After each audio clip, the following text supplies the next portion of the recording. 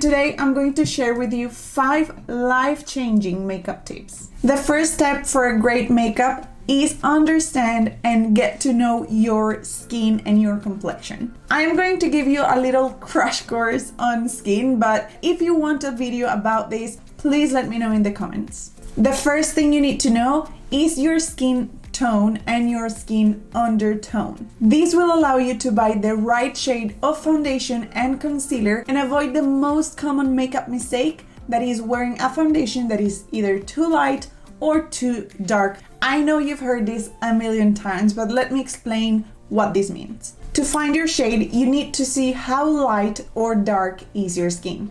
This can change during the year depending on how much sun exposure you've had. And then you need to find what is your undertone. The undertone will not change. It doesn't matter what season is, it doesn't matter how old you are. This will stay consistent throughout your life. There are 4 main undertones: warm, cool, neutral, and olive. The warm undertones are golden or yellow based, and most of the time you can find them in makeup represented with the letter W. The cool undertones are pink or bluish based. These undertones you can find represented in makeup usually with the letter C.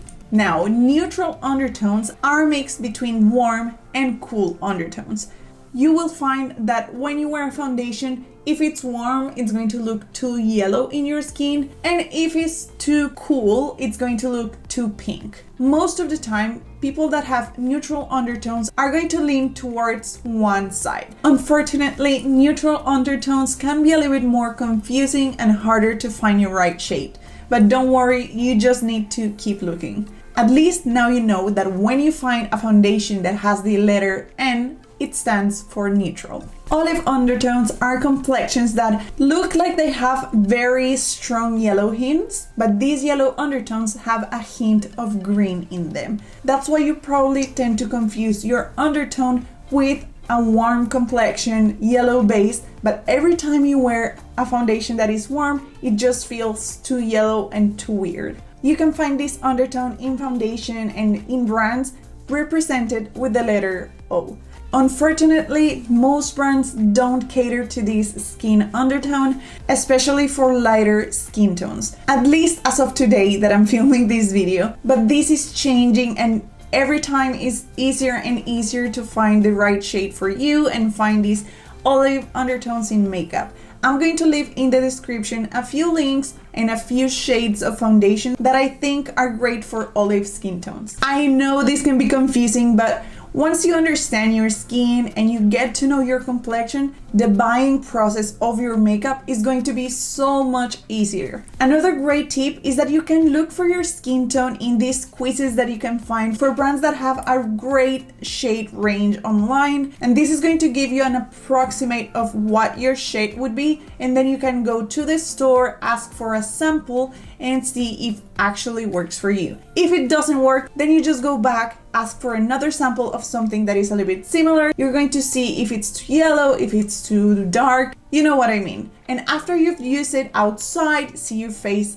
in daylight, in real life, and if you like the foundation, then you can go and buy the full size. But even if you don't want to buy that specific foundation, you can just take your sample with you to other stands, other brands, and just compare the color and find one that just looks similar to that one. So it doesn't have to be that foundation. When you are a beginner, or even if you play with makeup for a while, following makeup tutorials online or trying to recreate someone else's makeup, it's very hard, and sometimes it can be even impossible. But before you start thinking that you're not good enough or that you don't have the skills, you need to understand that we all have unique features, and that's going to affect the way makeup looks on different people. Yes, you need to practice to get better and to find out how product works and all that jazz, but try to practice to find what works for you and for your features. This will not only make you better at doing your own makeup, but also it will help boost your self-esteem. I've been a professional makeup artist for over 7 years now,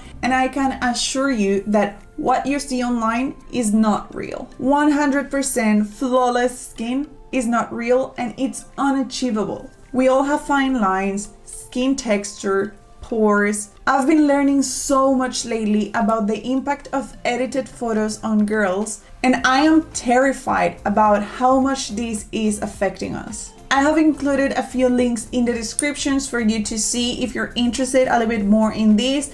I would love if you could watch or read any of these and maybe just share it with the people around you and talk about it, especially if you have teen girls or younger girls around you. I just feel it's so important that we don't put the wrong expectations on ourselves. And I would also love to know, what are your thoughts about this? So if you happen to watch any of these videos or the links that I included in the description, just come back and let me know in the comments what are your thoughts. You also need to know that light plays a huge factor on how makeup looks and how the skin looks online. A great example of this is looking at a red carpet that happens during the day. Look obviously at unedited photos that were taken in daylight and compare them to the photos they took at night when they're having artificial light. These celebrities have the money to hire the most expensive makeup artists in the world, the best out there.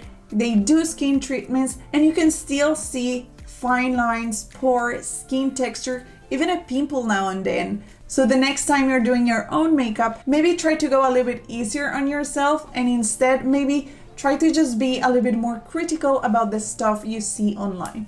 I know it takes a little bit of time to understand what works for you and for your features, especially if you're starting from zero and you don't know anything. But keep it fun and understand that makeup is a tool that can be super empowering and liberating. This means that there's no one way to do things. You don't have to do things the same way every day and you don't have to follow what everyone else is doing. Find the right look for you that works for your skin, for your features, for your lifestyle, and also what you want to communicate about yourself to other people. If you don't feel like using foundation, you don't have to. Or if you want to use a blush as an eyeshadow, then go ahead. Play with your makeup and enjoy it. The last tip that I have for you today is practice. But before you go and practice any kind of makeup technique, you need to start practicing self-love and heal the relationship that you have with makeup. There is absolutely nothing that you need to change about yourself. And you know what? Makeup is not the most important thing. Have fun, practice your skills, and empower yourself with makeup. But true beauty comes from the inside, because there's nothing you can apply on top that is going to change the way that you really feel about yourself. And boosting your self-confidence is going to create a much healthier and fun relationship with your makeup. If you like this video, don't forget to subscribe to my channel, and I'll see you the next week with a new video. Ciao!